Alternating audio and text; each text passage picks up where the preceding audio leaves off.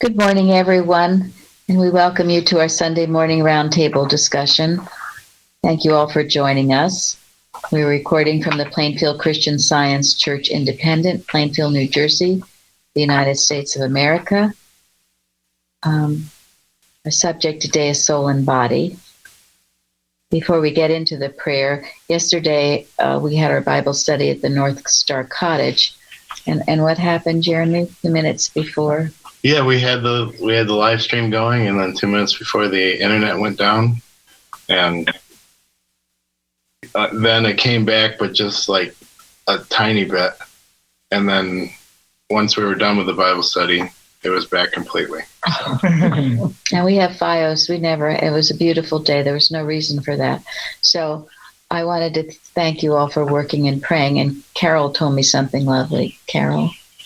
Yeah, there was a little bit of not confusion, but a little disturbance on the phone with people, and Florence said, "Don't you trust?" And I thought that was just so perfect. That was the perfect settlement for it, and everything settled down, and we got to hear everything, and everything was fine after that. But I thought that was just the perfect response. Thank you. Don't you trust? Thank you, and thank you, Florence. It's lovely. Yes. All right, now for our morning prayer. This morning it comes to me from Philippians 4. Be careful for nothing, but in everything by prayer and supplication with thanksgiving, let your requests be made known unto God. And the peace of God, which passeth all understanding, shall keep your hearts and minds through Christ Jesus. Finally, brethren, whatsoever things are true, whatsoever things are honest, whatsoever things are just, whatsoever things are pure, whatsoever things are lovely, whatsoever things are of good report, if there be any virtue, and if there be any praise, think on these things.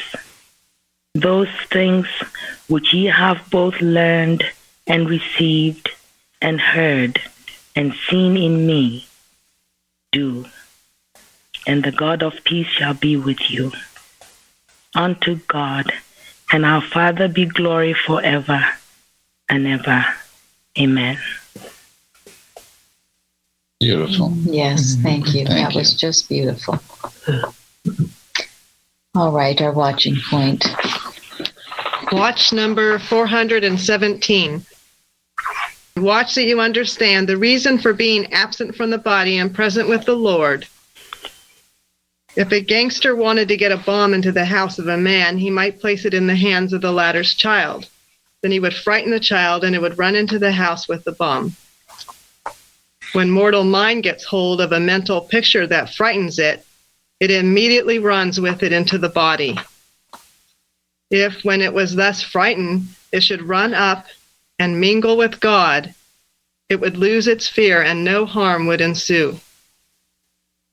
Mortal mind and mortal body are like a match and sandpaper. When our thought goes up to God and out to humanity, instead of into the body, we do not become anxious about symptoms because we are doing God's work. And so there is no match of disease ignited.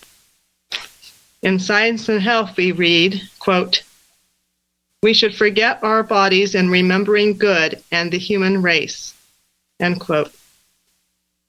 We render mortal mind harmless when we keep it busy with God's business, so that it has no time to trespass on the forbidden premises called the body.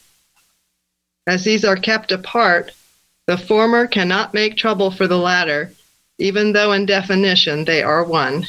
End quote. Good one. Any comments on that? Well, the part where it says, when it was thus frightened, it should run up and mingle with God, it would lose its fear.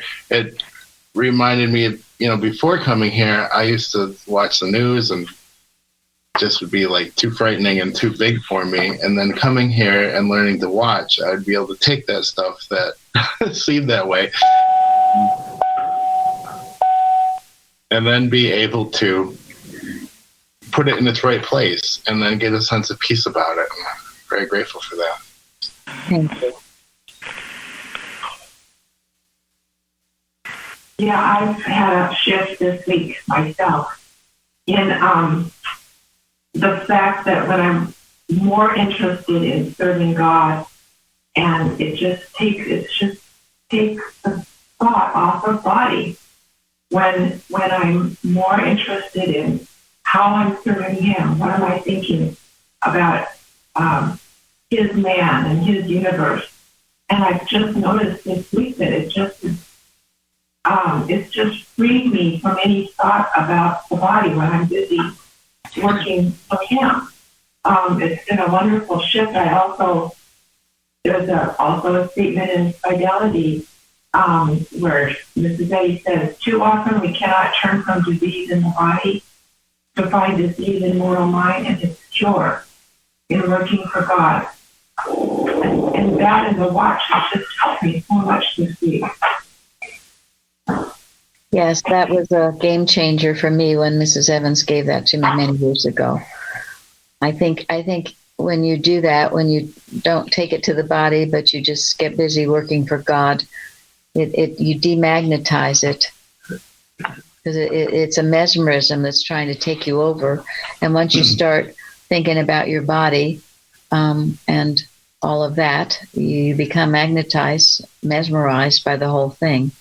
But if you don't, and as the watching point says, let it mingle with God, work for God, you demagnetize yourself and you demesmerize yourself from the problem, because that's all it ever is. I don't care how aggressive it is.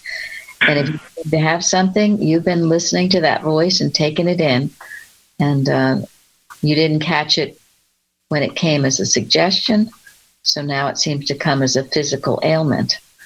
It's all one and the same. It's not the truth. Now it seems more real, but it's not.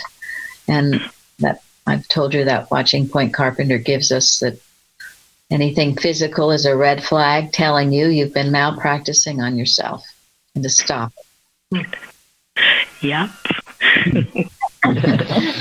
Well, and I think that's the key is when you feel something, whether it's a mental agitation or a so-called physical agitation, when you feel something like that, recognize it as a mesmerism,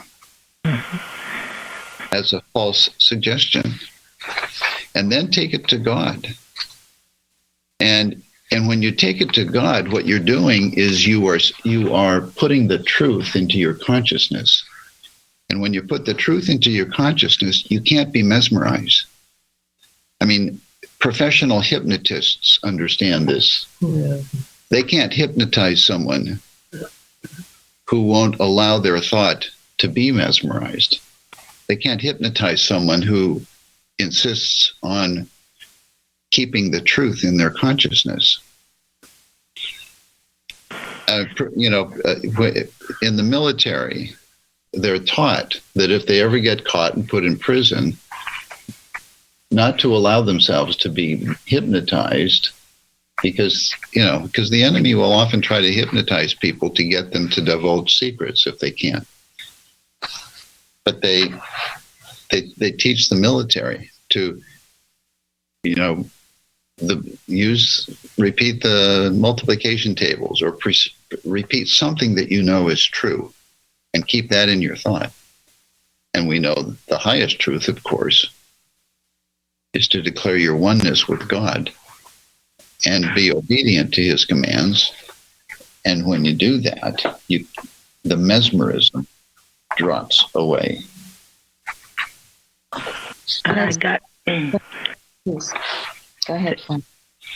Yeah, a simple thought that came this morning. It was like, how can trouble be where trouble cannot be? It just makes me okay. And there's just been so much this week. But anyway, God is supreme. And it's like in those moments of crisis, when what we are required to prove God, insist on His supremacy and your inseparability while the storm rages. And I feel that, the more this identity, embodiment of right ideas, that's all I can be. I can only be what God is. And I insist on that. Well, it will have no place. It has no place. I don't care how long, how much, it has no place. And it will vanish into its native nothingness. Very good. Thank you, Florence. Thank you. That's true. And at the end of the article by Bonnie attributed to Mrs. Eddy, she said, remember, it's God's body. Yes. That helps me. Yes, that's a beautiful thing to think about. That's right. And in our responsive reading, I sought the Lord, and he heard me and delivered me from all my fears. When we seek God, demesmerize yourself. Go to God. Bend my heart in every strait. To the Father, come and wait. He will answer every prayer. God is present everywhere. A beautiful hymn. I often think that when you get, "Bend my heart in every strait, go to the Father and wait. And he will answer every prayer." And the final conclusion of all of that, if it's done faithfully, is, as is said in the last citation of the lesson this week, will be man governed by soul, not by material sense. Thank you. Yes. And that is the whole really theme and lesson. This is a beautiful lesson. Well done, thou good and faithful servant. Beautifully worked out. So much to it, and yet very different. And it's someone new to the lesson committee. And it just shows when you listen to God, the answers do flow. And there's so much to cover in this. And the idea, yes, in Deuteronomy, thou shalt love the Lord thy God with all thine heart, all thy soul, all thy might. Do you? Don't profess to if you don't. There's something called self-mesmerism, where you say you're doing all these things and you're not, but you think you are. That's why you have to be very careful. Be very honest. Are you sincerely seeking him with all your heart, mind, and soul? And then the government, yes, of soul versus the material sense. And it was very interesting. I loved what Linda wrote, picking up on Proverbs 15. Linda? I'll just read it. So the line, quote, "He that refuseth instruction despiseth his own soul, but he that heareth reproof getteth understanding," end quote. Now, there seems to be so much written about how to love yourself.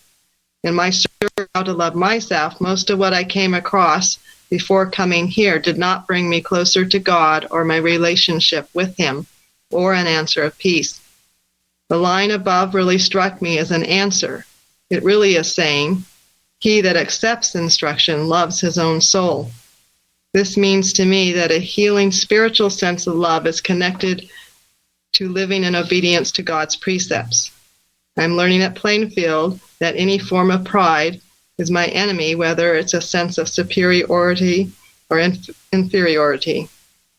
I am grateful for clear teaching here showing that obedience is more than following a set of rules such as the Pharisees managed, but instead, as Paul says, put off the old man. And then in the last line in that Proverb 33, it says, the fear of the Lord is the instruction of wisdom, and before honor is humility. And that reminded me of where Mrs. Eddy's recorded in saying from the Blue Book, quote, self-depreciation is not humility, but the meanest kind of pride because it admits of self apart from God, end quote. And that was the end. Thank you. Yeah, for some reason, I'd always thought of self-deprecation. The words are very similar, though. So, and self-depreciation is, it is over a passage of time, things, but also that you are putting yourself. Yeah. So, and to me, this is very interesting because when I read that, He that refuses instruction despiseth his own soul. Now, we hear a lot, and I hear a lot in the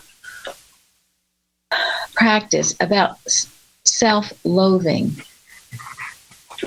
right? That's despising your soul, self-loathing. This tells you why. Why are you loathing yourself? You're not loving God or mankind. You're taking on what you're not. Yeah, and You're believing yourself to be something other than what you are. Mm-hmm. And you're refusing instruction. You're refusing to take these truths into your heart. You are. And I can remember feeling that way. And I really didn't know why, but you get thoughts like, well, everyone else will be healed, but I won't. Or all of this negative stuff comes to you. And maybe you're asked to forgive your brother who wronged you badly and love your neighbor as yourself. But somehow you just don't want to do that. Or maybe you're jealous of somebody and you're told, no, thou shalt not covet. But you just don't want to do that. And you keep refusing instruction. And then pretty soon you hate yourself. Right? You hate yourself. You hate your behavior. Self-loathing. So what's the answer? And the answer is here. Stop it. And, Jeremy talks about that too. But of course, a lot of people don't know better, right? I mean, there was a time you said you... Oh, yeah. It's a funny thing, self-loathing, because you get told that you're no good, and then you start to believe it. So, well, that's true too. You get people telling you, and then you don't believe when people say that's not true. It becomes a hard thing. So, I remember even when I first came here, the thought of loving our neighbor as ourselves. I thought, well, I'm going to have to love my neighbor like the way I love my kids, and then I'll work on the myself part. And that came with time. So, well, and see, that's it. You grasp something you can do to get yourself out of that hole, some instruction to obey. Yeah. And then, but he that heareth the reproof getteth understanding. Just grab onto something you can do and pull yourself out of that hole of self-deprecation or self-depreciation, putting yourself down. Yeah, definitely don't want to have that pride of being self-loathing. That meanness kind of pride, that'd be awful. So, okay. Evans kept telling me, my father and I are one. And those three statements you mentioned, and after a while, my father and I are one, the qualities that he has are mine, and it made it easier to do right, and to look to do what the right thing to do was. Thank you. I and my Father are one. The Father that dwelleth in me, he doeth the works, and the Father hath not left me alone. You have to accept these truths, accept the instruction, accept it, even if you first don't believe it. So you'll come out of that sense of despising your soul, despising yourself, and putting yourself down. And then, it's so sad to see it with people on drugs, drinking, and that's why they do it, to dull that pain. And you don't have to. God, there's a way out. There's a better way to dull the pain, and that is to accept the instruction. And I think it's important here to recognize that it really is not possible for any of us to love others properly until we see ourselves correctly, until we love ourselves. Not self-love, but love the image and likeness of God, which is what we are. Until you see yourself as the image and likeness of God, until you can feel God's love for you, you're not going to be able to love anybody else the same way. If you try, it will be human do-goody, and it will not hit the mark, and it will not heal. And that is why when a patient comes to you for help, the thing that will open their heart is the love that you have for them. It's not like winning an argument or saying a lot of words, but it's the love that they feel, that the godly love that they feel, that opens their heart and gets rid of this adamant of error, this self-loathing or self-love or self-whatever that is binding them. Do you want to speak to any of this, Lou? Well, I was just thinking that it's not something you even have to do like directly for that individual person. If you're just creating a loving atmosphere in like your own surroundings, then people are drawn to that area. Like in my shop, and try to maintain that atmosphere of love all day long. And then people just open the door and come in, and they're like, wow, it's so nice in here. And you kind of see on their face like they don't really understand why it's such a great atmosphere to be in and to work in and hang out and talk. And when they leave, they're like kind of confused, like, wow, that was great. How'd that happen? But it was just like the whole atmosphere has already been prayed about before they even walked in. So it's like something directly you have to do for that individual person. Just make sure the atmosphere is clear for them. That's because you have learned to love because you can't help but love. Because you feel the love of God. Because you feel the love of God and you can't help but express it. All day long, like from the morning when I'm in there and just totally praying and thanking God and praising God and listening to music or hymns or something like that and just singing praises to God. And Mrs. Eddy says she loves even the grass under her feet. Mm-hmm. And this is what's important for those of you next weekend, if you're having people to your home or whenever you have get-togethers. It's the love that's there, not the food, not the Martha thought, not all the fussing and preparation. It's the peace, the love, the Christ that you give. And yes, your food will be lovely because you will have prepared it with love. But it's the demonstration of your home or wherever you are that people respond to and are healed by. And that is man governed by soul. It is man governed by soul, yes. And so then it says, therefore, hearken, O Israel, unto the statutes and unto the judgments which I teach you, for to do them, that ye may live. There's a reason that we have these rules and things to live by. It'll make you happy, and you won't hate yourself. You'll find out to love yourself, you'll love God, and you'll love your brother man. And then and it says not to diminish aught from it. You keep it exactly the way it said, because we try to fudge around and, well, I can hate a little bit, or I can be jealous a little while, or I can grounce for a while, or I can be depressed for a while. You can't, you've got to live up to the commandment. You'll be much happier for it. And that's really what, when Florence read the prayer, be anxious for nothing.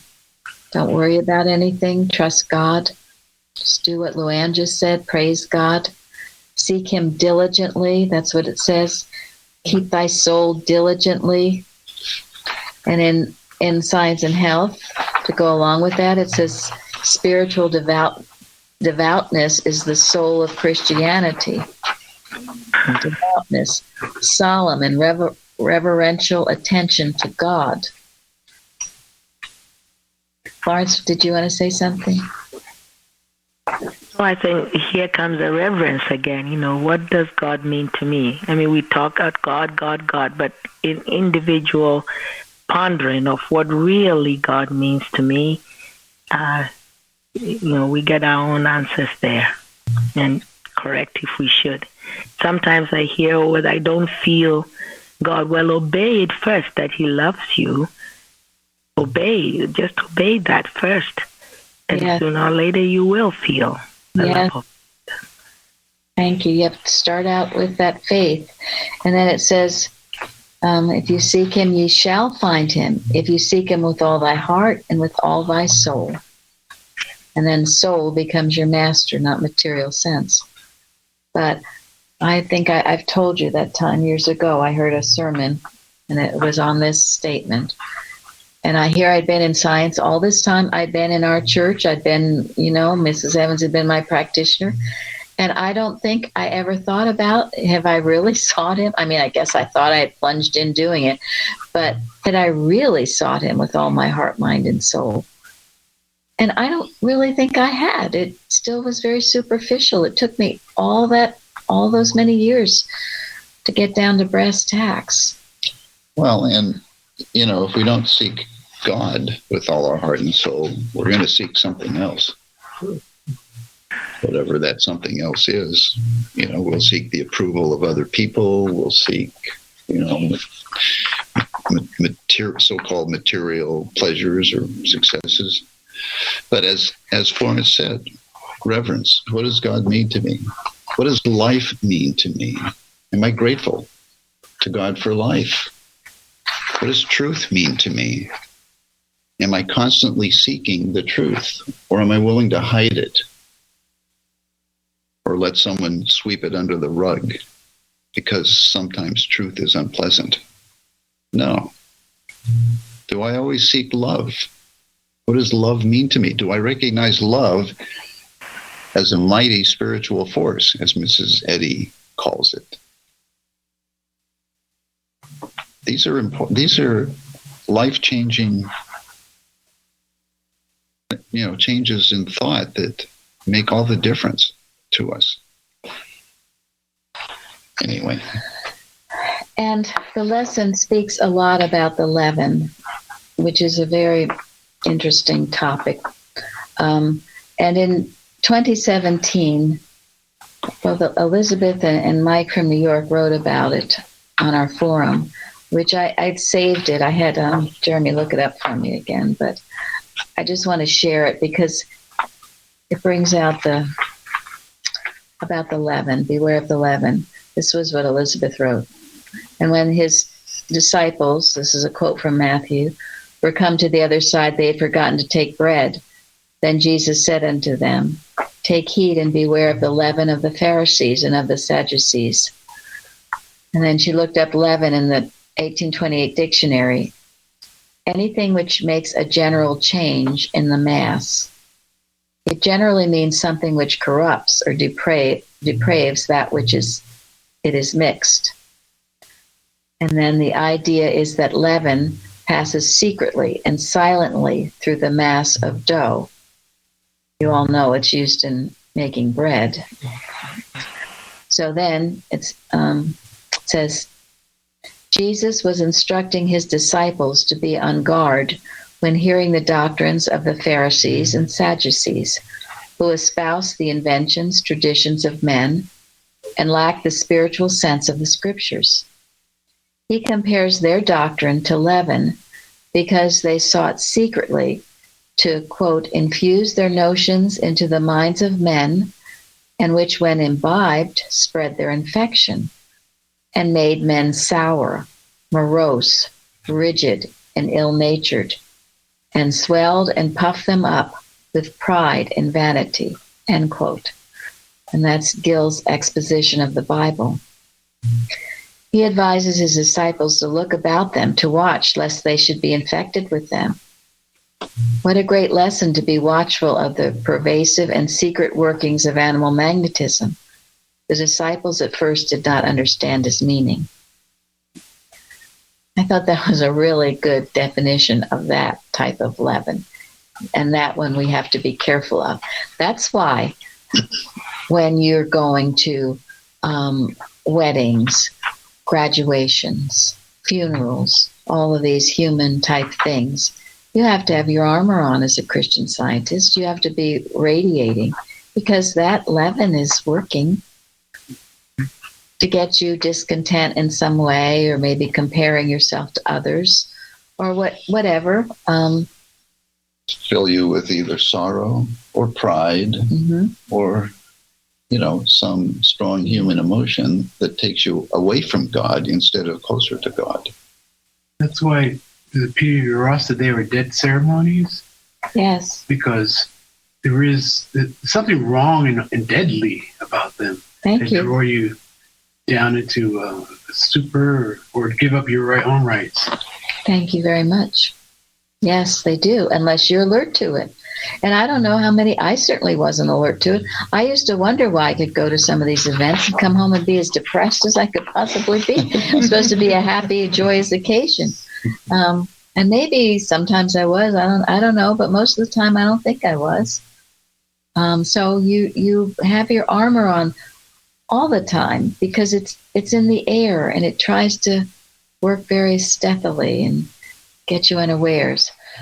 So then Mike from New York wrote, "Thank you for this post, and thankfully Christ Jesus gives the antidote in Luke 13.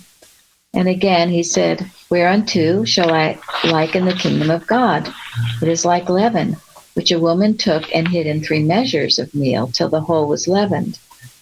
And then Mary Baker Eddy explains this in Science and Health on page 117.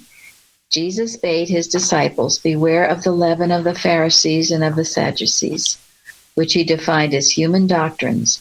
His parable of the leaven, which a woman took and hid in the 3 measures of meal till the whole was leavened, impels the inference that the spiritual leaven signifies the science of Christ and its spiritual interpretation, an inference far above the merely ecclesiastical and formal applications of the illustration. And then on page 118, in their spiritual significance, science, theology, and medicine are means of divine thought, which include spiritual laws emanating from the invisible and infinite power and grace.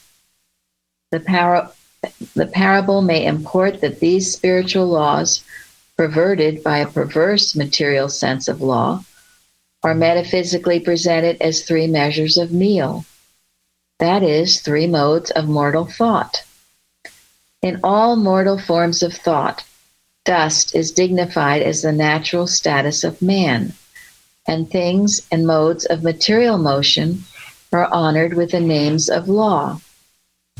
This continues until the leaven of spirit changes the whole of mortal thought, as yeast changes the chemical properties of meal.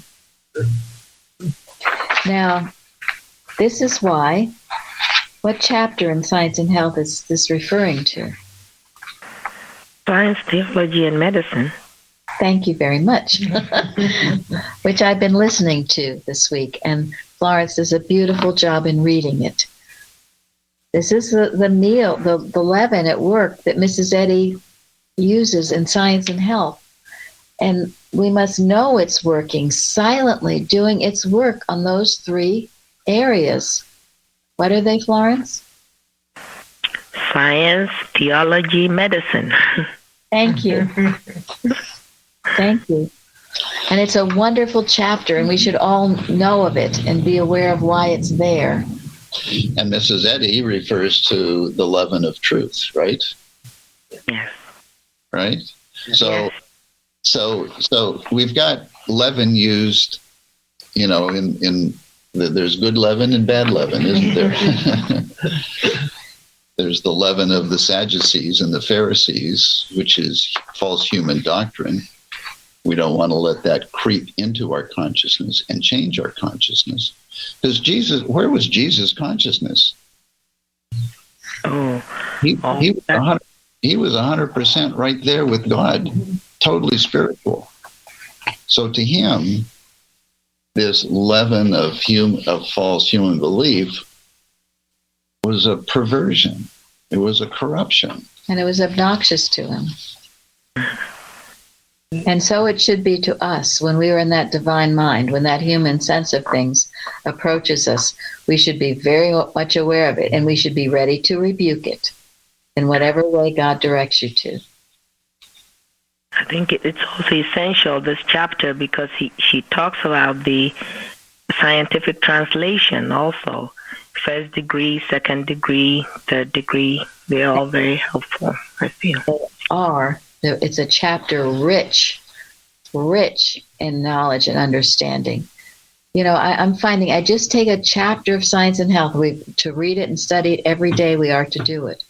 And sometimes I read it and then I listen, or I listen and then I read, and I have a new, because my old textbook is so written up, I have a new textbook I'm writing all over this one.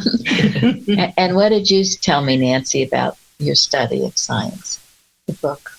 I've done as we've been instructed and read every day. I read Science and Health, but all of a sudden, things that I've read several times before, they just have a new meaning to me. I'm understanding better. And so it is. So it unfolds. And she says she looks forward to that time. And I do too. I try to make sure I have that time later in my day, after I've done all my other studying in the morning and after I've done all my chores or whatever, and then to have that time with Science and Health communing. So it's wonderful. And then I'd asked Jeremy to look up things on leaven, and he found, actually I wanted him to find those quotes from Elizabeth and Mike. He found this, though, from Precepts, that it was a great marvel that Mrs. Eddy was able to execute wisdom in spite of resistance of the carnal mind and get it into the bloodstream of the cause, and thus into the nation and the world. For all time her teaching will go forth in ever-increasing volume, leavening the whole lump and changing the thoughts of humanity. It was a miracle for Mrs. Eddy to be able to take what God revealed to her and to put it forth in such a way that wise, educated, intelligent men and women would accept it, believe it, recognize it as the truth from God, and then demonstrate it. This is what we need to be envisioning, to see this is happening in ourselves and in our world. Joanne wrote to it the golden text about the leaven of truth. She here, isn't she? Yeah, Joe, you want to speak to that? Oh, I'm sorry, Mary, I don't have it with me. Okay, well, she just was applying it to herself, the leaven of truth working. So it works in ourselves, yes, in our nation, in our world, in our universe. Then Jeremy also found, I won't read all of it, but it was a watching point. The whole watching point was about all three measures of meal, and it was watching point 166. And he says that they might represent our understanding of God, of man, and the universe. And then he takes up each one. So it's a wonderful thing to think about.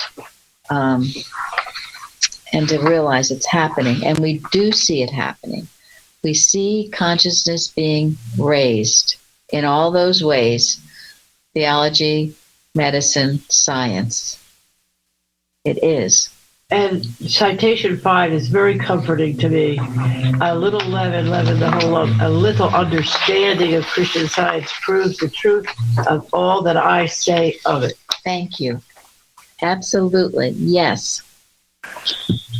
A little bit leavens a whole lump. And Carrie sent me all this information about baking bread and how it works, and how you take the leaven, you pass it on to another loaf, you pass it on to your daughter, you pass it on. All that leaven keeps working. And people, it's interesting. If there are any bread bakers around here, Gary's mother used to bake bread, and you would see, you put a little bit of that in, and this bread would just swell up. It's wonderful to see that. So here we have, with our spiritual devoutness, our wonderful desire to know God with our whole heart, mind, and soul, and then to watch this leaven of truth raise consciousness. And one thing that I found very interesting, I love, and I use it often, and maybe you all do too, but to know that man is a humble servant of the restful mind. Whenever I'm feeling like I'm too revved up, I've got to remember that. Just the humble servant of the restful mind. And then I've quoted this before too, but number 9. Carol, you want to read just the first part of number 9 in Science and Health?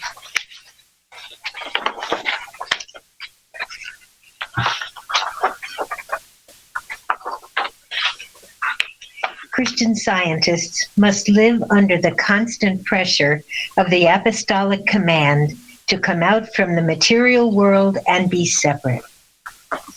Thank you. Constant pressure to come out from the material world. To me, this relates directly to a rule for motives and acts. Let's see. Craig, will you read that? Do you have it? Yes. Neither animosity nor mere personal attachment should impel the motives or acts of the members of the Mother Church.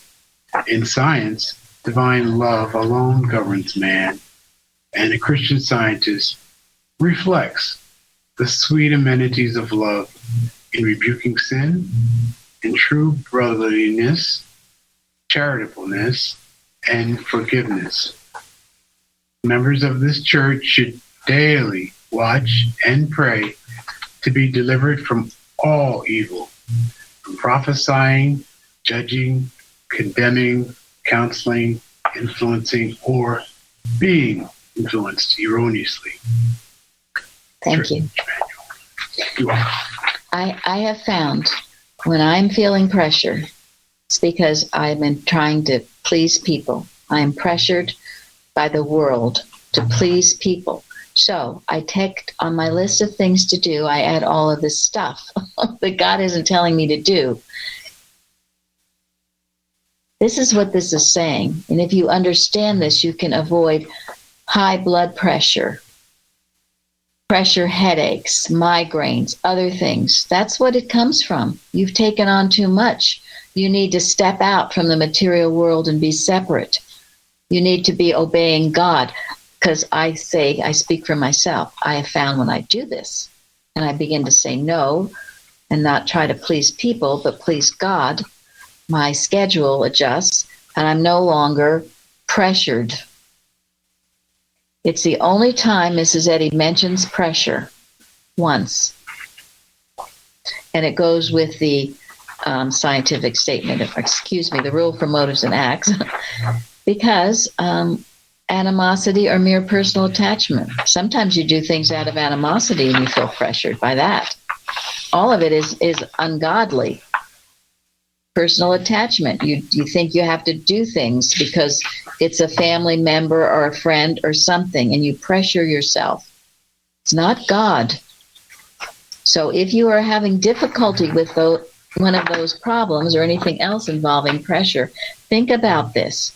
That's what's so amazing in Science and Health in the Bible. There's the answer for it all. If you think about it, it's there. The cure in working for God. All right. Go ahead, please. I think in those moments, if you just say, well, Father, thy will be done, somehow, always, his will is done, and it's all fine. It is. Thank you.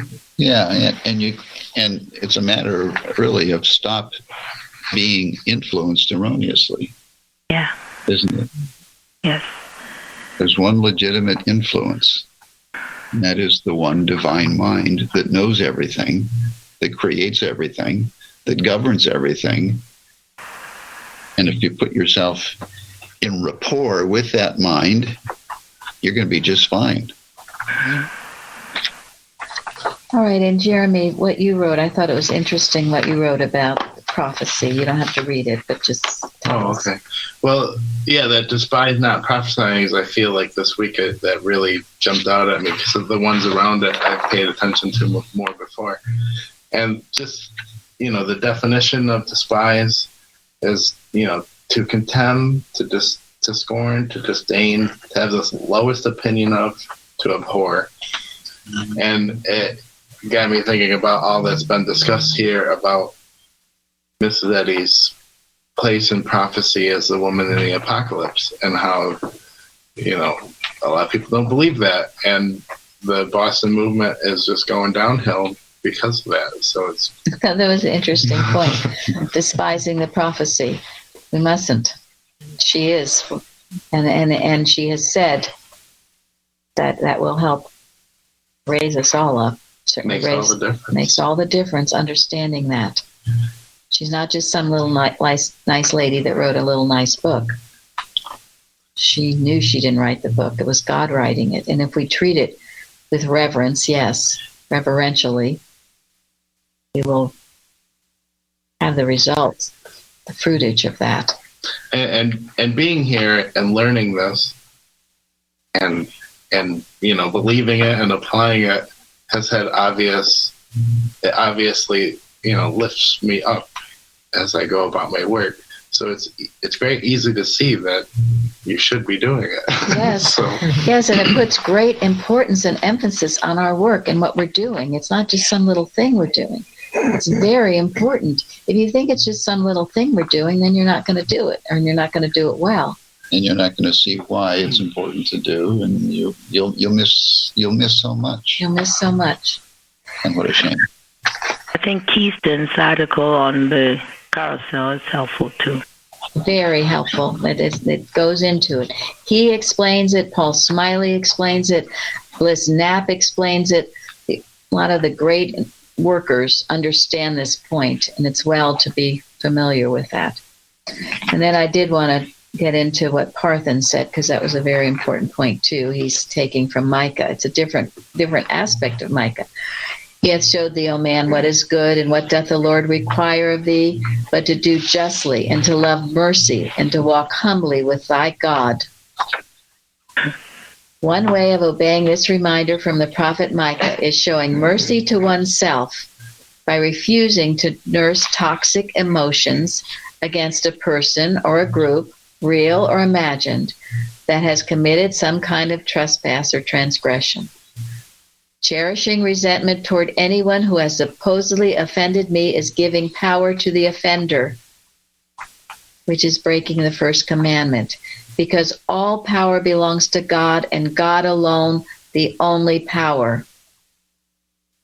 As God's creation, I am to have audience with spirit, not to waste one moment in audience with the serpent of unforgiveness.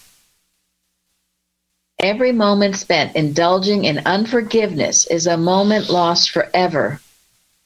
Far from showing mercy to oneself, harboring unforgiveness is a particularly burdensome species of self-sabotage, as it quickly becomes toxic to the unforgiver. Taking offense personally happens on the plane of personality, not soul. Soul remains forever untouchable and untouched when sinned against. Soul is naturally immune to offense. Sin is a boomerang, the effects of which return to the sinner. Forgiveness of one's offender mitigates, just makes less severe, the evil effects of the offense that would otherwise redound to the offender, thus sets the offender free, opening up the path to repentance. And then the life of Joseph presents an excellent thought-feeling response model in the face of bullying and ill treatment. Joseph had plenty of evidence to self-identify as a victim, but refused to give any of it the slightest attention. In so doing justly to himself and showing mercy to himself, as the prophet Micah instructs, he was able to fulfill a magnificent destiny. And then he gives another example on a YouTube, a woman who chose not to take things personally, but to bless those who did persecute her. Then he quotes William Blake, "Great things are done when men in mountains meet. This is not done by jostling in the street." And then he more recently put another something else up where he just said that while Joseph was in Pharaoh's house, he never badmouthed his brothers. Never once. All those years he could have. And so when his brothers returned and the healing took place, it was able to operate. And the Pharaoh welcomed them. If he had bad-mouthed them, the Pharaoh would say, "What the heck? What are you doing this for?" But because he never had, because he truly had forgiven him in his heart, it all worked together for good. You know, we burn our bridges when we do that, when we hate and bad-mouth others, rather than let healing take place. In impersonalizing all this, I think Kimball puts it a certain way, which is cute. He says, don't give error a person. Yes. Yeah. Thank you. Yes. Don't give it any reality whatsoever. Yes. Don't attach it to anyone or anything. Mm-hmm. And Mrs. Eddy says error is what? It's neither what? Person, place, or thing. So why are we... yeah. So. Yes. So, you know, I mentioned this at our membership meeting too, but all the work that we do here, this is to make not just converts, this is to make disciples of you all. So you're working, you're living this truth. There was much more to go over, but the bell has rung. And in looking for things on leaven, Jeremy found the most wonderful thing about cure for epidemics from a very old Sentinel, March 1899, which we will have in the next Liberator. But Gary is going to read it now. It's a treatment. It's wonderful. Yeah, and this was a reprint from the Weatherford, Texas News. Yes. Believe it or not. It was a news article. In the 1899 Sentinel. Cure for epidemics. 1. Stop talking and thinking about contagious diseases. 2. On arising in the morning, repeat the Lord's Prayer in the spirit of holiness. 3. As soon as breakfast is over, before taking up your duties of the day, take your Bible and carefully read the 91st Psalm, knowing that God is, and that he is a mighty rewarder of them that diligently seek him. You might linger over the lines of this beautiful psalm, quote, "He that dwelleth in the secret place of the Most High shall abide under the shadow of the Almighty. I will say of the Lord, he is my refuge and my fortress, my God. In him will I trust. Surely he shall deliver thee from the snare of the fowler and from the noisome pestilence. He shall cover thee with his feathers, and under his wings shalt thou trust. His truth shall be thy shield and buckler. Because thou hast made the Lord, which is my refuge, even the Most High, thy habitation, there shall no evil befall thee, neither shall any plague come nigh thy dwelling." End quote. You'll observe that David said, "His truth shall be thy shield and buckler." Evidently, David had more faith in God's protecting power than he had in vaccine virus and poisonous lotions. 4. When conversation or thoughts about disease and contagion come to you during the day, think over the inspiring words you read in the morning. 5. In the evening, read the 23rd Psalm. Reread the 91st Psalm. Repeat the Lord's Prayer. And take care above all to observe the first of the 10 commandments. Thou shalt have no other gods before me. If you observe this commandment in spirit and in truth, you will not let disease of any name or nature become the chief in your thought and conversation. It is but just to state that we got the inspiration for this prevention and cure of disease from the writings and teachings of Reverend Mary Baker G. Eddy, discoverer and founder of Christian Science, and have found this mode of treatment of infinite value in whatever case it has been applied. It has been asked what Christian Scientists will do in a time of contagion. This is what one Christian Scientist has done to direct the thoughts of the people into higher and healthier channels. if there is anything pernicious in this advice, we hope it will be pointed out to us. Isn't that wonderful? And this goes back to our watching point where we mingle with God. We stay demesmerized. We don't think about the body. We think about God. And how wonderful is that? Thank you all for joining us today. Thank you.